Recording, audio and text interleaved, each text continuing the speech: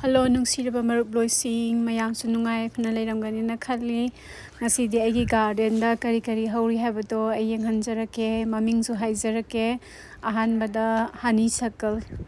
sima dhumati haibra kanam haibane manipurda ai maming chap chabadi ai haiba ngamdre manam sathina nungsi sise thaina na khoi yamna khoi abo hoi dagi ahalaman like khoi dhup thangmai thabadi am sinaba laigune sise yam phasana salegi sida dagi sisna sweet pea sise manam yam kanba sweet pea nate ama atopa ma hawe ko kangbu ma white masuge dudi manam yam nung sisi pink masus ni manam nung side adagi sisna veronica ka we sise hazabne yamna chap chap chap yungaga sahi khudingi thabai darkar lagte si perennial ne adum sahi khudingi masa mathanda adum samoirakpada adum songkhalak bai tare sisisu ai sahi khudingi thaba darkar lagte snapdragon se adum masa mathanda sahi khudingi adum hongjare adum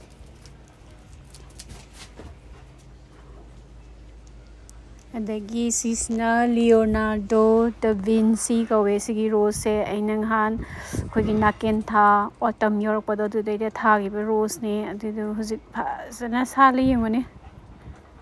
matam kain su changde mangonda yap thu hogan ba masa yam phaba rose ne tin kai kai ta de mangonda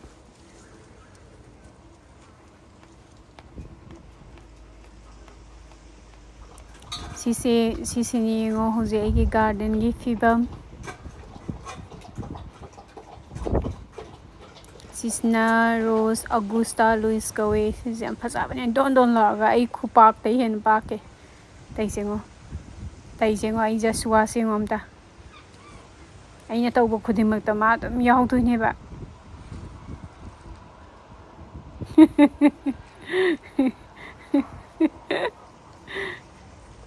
mana yaudaba amta laite aina tawda chatle chatpa inani phamni phajatra thon larga si rose khub fazamne aina khwaidai pamba sisi sunga han naken thada thagi rose ne ai sise pambi ahum ne ba ko laise do pambi ahum do ani mana ground da thare negi amana pot da thabane ba handak sahi handaki haukiba naken thada da ai rose pambi tarani thoihum doimuk thaba mala ina khanbada anoba sisu chamani sijo augusta louis ne daida yamna satok triba augusta louis ne sisna art angel ai art angel garden da humari hauri je sigi mama ne sise masak se ing launa phajadrengone don la nusi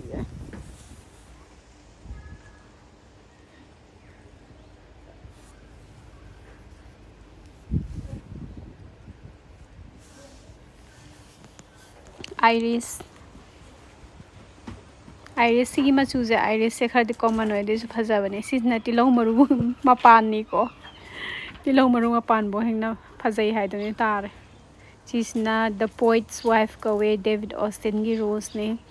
sigi pambi se aina hongjin ga tawda loirabane handak se hi je tha salwa roidran khanbane anu satle anuga rose hongjin tawge hai ta di ni ko inthamda yogdringe gi khoi gi naken tha yor process ta to hoba aduna ta di moi se root develop tawbada matam khara sange hai tare siba bo yawe aduna naken tha da tawradi sininga gi chance amna niamna lay aduna naken tha da na yamba tawe rose pambi hongjin tawge hai tare fox globe singjam phajana sale gi phajatra the poet's wife singsa sise yellow di yellow ne aduga yam phajai sisna rose apik pasingdo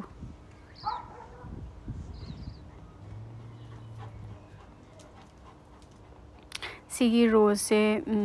aigi yum thangnabana masa pirakpadagi aina yungjanbadagi haujarakpa rose ne chahi ani muk sure masakti kya phajade manam ni nungsi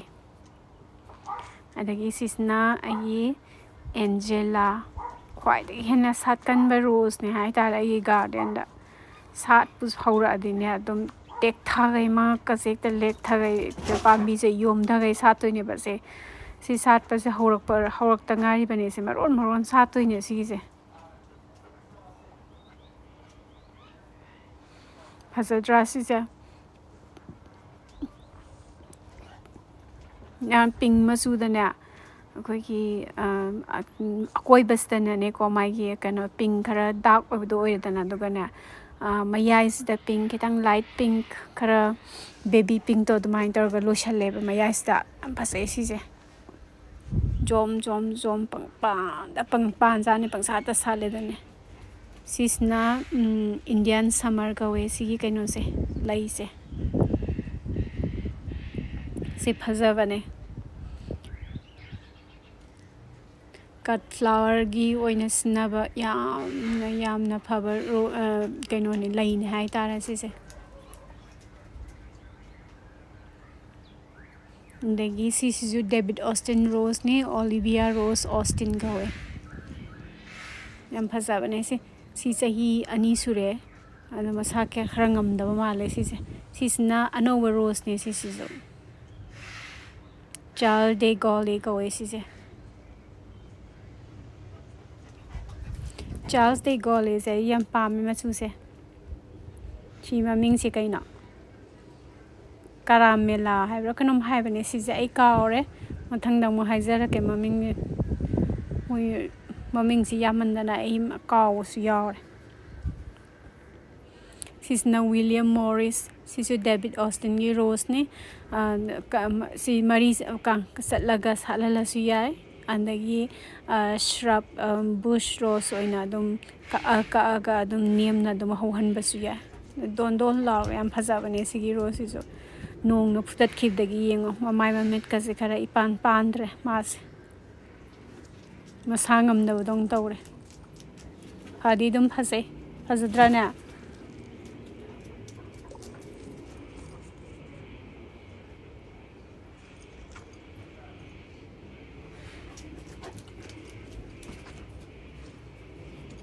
ꯃꯁꯛ ꯌꯥꯝ ꯐꯖꯕꯅꯦ ꯁꯤꯒꯤ ꯔꯣꯁꯁꯦ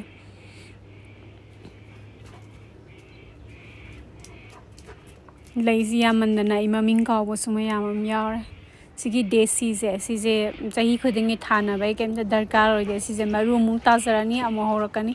ꯃꯔꯨꯃꯨꯛ ꯇꯥꯖꯔꯅꯤ ꯑꯃꯨꯛ ꯍꯧꯔꯛꯀꯅꯤ ꯑꯗꯨꯝ ꯇꯧ ꯂꯩꯕ ꯔꯣꯁꯅꯦ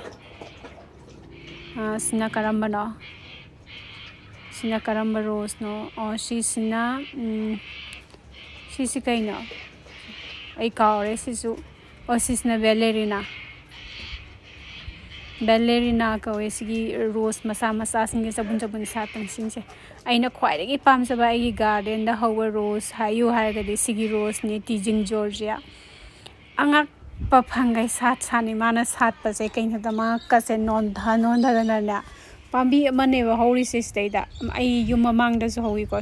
ꯁꯤꯒꯤꯁꯤꯅ ꯑꯩꯒꯤ ꯌꯨꯝ ꯅꯥꯀꯟꯗ ꯍꯧꯕ ꯃꯅꯤꯡꯒꯤ ꯅꯥꯀꯟꯗ ꯌꯦꯅꯈꯥꯗ ꯍꯧꯕꯅꯦꯕ ꯁꯤꯁꯦ ꯑꯁꯨꯛꯀꯤ ꯃꯇꯤꯛ ꯁꯥꯠꯂꯤ ꯃꯥꯅ ꯁꯥꯠꯄꯁꯦ ꯍꯦꯛꯇ ꯌꯦꯡꯉꯨꯅꯦ ꯇꯦꯛꯊꯒꯩ ꯁꯥꯠꯂꯦ ꯆꯍꯤ ꯆꯨꯞꯄ ꯃꯔꯣꯟ ꯁꯥꯠꯇꯣꯏꯅꯦ ꯁꯤ ꯌꯦꯡꯉꯣ ꯁꯤ ꯑꯩꯒꯤ ꯌꯦꯅꯈꯥꯅꯦꯕꯀꯣ ꯁꯤꯁꯦ ꯌꯦꯅꯈꯥꯁꯤ ꯌꯦꯡꯉꯣ ꯌꯦꯅꯈꯥꯁꯤꯗ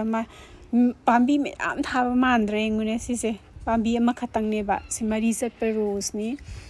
ꯀ꯭ꯂꯥꯏꯝꯕꯤꯡ ꯔꯣꯁ ꯍꯥꯏꯇꯥꯔꯦ ꯃꯣꯏꯒꯤ ꯗꯦꯕꯤꯠ ꯑꯣꯁꯇꯤꯟꯒꯤ ꯀ꯭ꯂꯥꯏꯝꯕꯤꯡ ꯔꯣꯁꯅꯤ ꯇꯤꯖꯤꯡ ꯖꯣꯔꯖꯤꯌꯥ ꯃꯃꯤꯡꯅ ꯇꯤꯖꯤꯡ ꯖꯣꯔꯖꯤꯌꯥ ꯀꯧꯋꯦ ꯑꯗꯣ ꯃꯔꯤꯁꯦ ꯑꯩꯅ ꯑꯣꯇꯝꯗ ꯀꯔꯤꯝ ꯁꯥꯠꯇ꯭ꯔꯤꯉꯩꯗ ꯑꯩꯅ ꯃꯔꯤꯁꯦ ꯐꯖꯅ ꯇ꯭ꯔꯦꯜ ꯇꯧꯕꯅꯦꯕ ꯑꯗꯣ ꯍꯧꯖꯤꯛꯇꯤ ꯇꯦꯛꯊꯒꯩ ꯁꯥꯠꯂꯦ ꯌꯦꯡꯉꯣ ꯃꯆꯨꯁꯤꯁꯨ ꯈꯨꯐꯖꯝꯅꯦ ꯍꯥꯏꯅꯤꯡꯉꯥꯏ ꯂꯩꯇꯅ ꯐꯖꯩ ꯌꯦꯡꯕꯩ ꯄꯦꯟꯕ ꯅꯥꯏꯗꯦ ꯑꯁꯨꯛꯀꯤ ꯃꯇꯤꯛ ꯐꯖꯩ ꯑꯗꯨꯒ ꯑꯃꯁꯨ ꯍꯥꯏꯕ ꯀꯥꯎꯔꯦ ꯁꯤꯒꯤ ꯔꯣꯁꯅ ꯈ꯭ꯋꯥꯏꯗꯒꯤ ꯑꯍꯥꯟꯕ ꯊꯥꯕ ꯔꯣꯁꯅꯦ ꯑꯩꯒꯤ ꯁꯤꯒꯤ ꯄ꯭ꯔꯣꯄꯔꯇꯤ ꯑꯩꯅ ꯍꯧꯖꯤꯛ ꯂꯩꯔꯤꯕ ꯌꯨꯝꯁꯤꯗ ꯑꯩꯅ ꯂꯥꯛꯄ ꯃꯇꯝꯗ ꯁꯤꯁꯤꯅ ꯄꯤꯌꯔ ꯗꯦ ꯔꯣꯖꯥꯟ ꯄꯤꯡ ꯃꯆꯨꯒꯤ ꯄꯤꯌꯔ ꯗꯦ ꯔꯣꯖꯥꯅꯦ ꯑꯩ ꯌꯨꯝ ꯃꯃꯥꯡꯗꯁꯨ ꯍꯧꯋꯦ ꯑꯩ ꯍꯣꯔꯦꯟ ꯌꯦꯡꯍꯜꯂꯛꯀꯦ ꯁꯤꯁꯤꯅ ꯃꯃꯥꯡ ꯆꯍꯤꯗ ꯊꯥꯕ ꯄꯤꯌꯔ ꯗꯦ ꯔꯣꯖꯥꯅꯦ ꯌꯥꯝ ꯊꯨꯅ ꯆꯥꯎꯕ ꯔꯣꯁꯅꯦ ꯁꯤꯁꯦ ꯌꯥꯝ ꯊꯨꯅ ꯃꯁꯥ ꯐꯩ ꯑꯗꯒꯤ ꯒꯣꯔꯣ ꯌꯥꯝꯅ ꯃꯉꯣꯟꯗ ꯀꯩꯝꯇ ꯂꯩꯅꯥ ꯇꯤꯟꯅꯥ ꯀꯩꯝꯇ ꯆꯪꯗꯦ ꯁꯤꯒꯤ ꯔꯣꯁꯁꯤꯗ ꯑꯗꯣ ꯁꯤꯒꯤ ꯋꯦꯗꯔꯁꯤꯒꯁꯨ ꯑꯩꯈꯣꯏ ꯀꯦꯟꯕꯦꯔꯥꯁꯦ ꯁꯤꯒꯁꯨ ꯈꯔ ꯆꯥꯟꯅꯕ ꯀꯩꯅꯣꯅꯦ ꯍꯥꯏꯇꯥꯔꯦ ꯔꯣꯁꯅꯦ ꯍꯥꯏꯇꯥꯔꯦ ꯃꯥꯏꯁꯦ सुक्के मतिक फजै माना फजाउजे सातली मयाम सिंगुने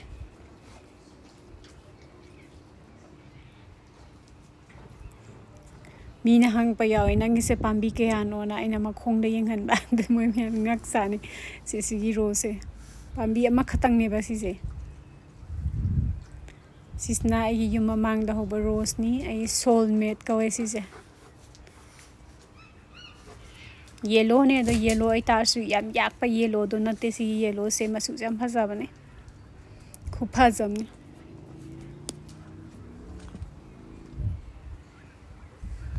adagi tu sisne ai yuma mangda hoba pier de rosant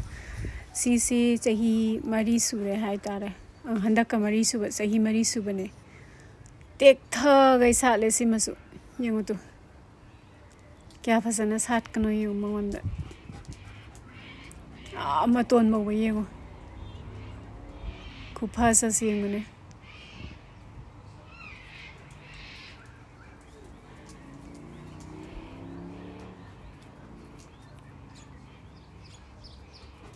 sat le meyam sim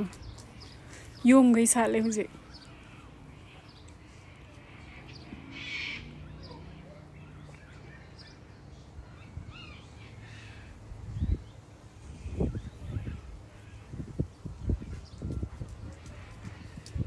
se hayeng kanu wa satoi ne ba autumn mo wa satoi ne no Houjikse na khwai de Satpa season ne ba spring se du kana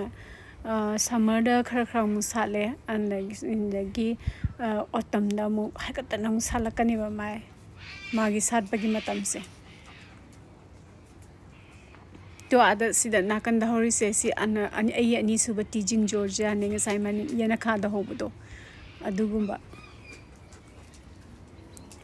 sisna mamang sahi da thabane anuga man ayana kha da hobudo na sahi manga suraba rose ne kusat amni da yom gai sale Houjikse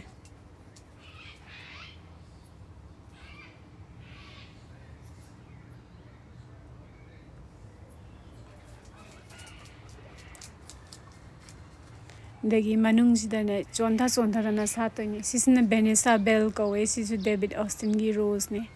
yam sauba rose na de medium size gi rose ne dita su masak sam phaja bane inna tapna yengo masu ga se khu phajam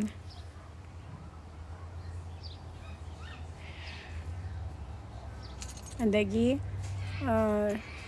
sigi pink masu se sisna Leonardo da Vinci do duidune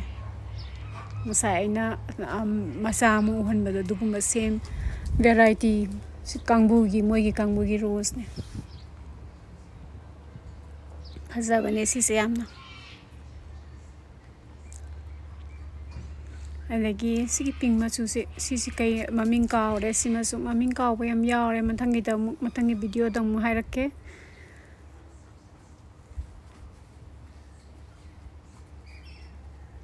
dagi sigisna summer romance kawe sisi yam chawba rose ne yungo aduga pambi sisu yam pak sandokpa rose ne hai tara si thage hai tadi nakan da mafam khara magi thambi ba extra na tati magi kiri inara di yam sate ba didana magi nakan je khara hang na thambi ba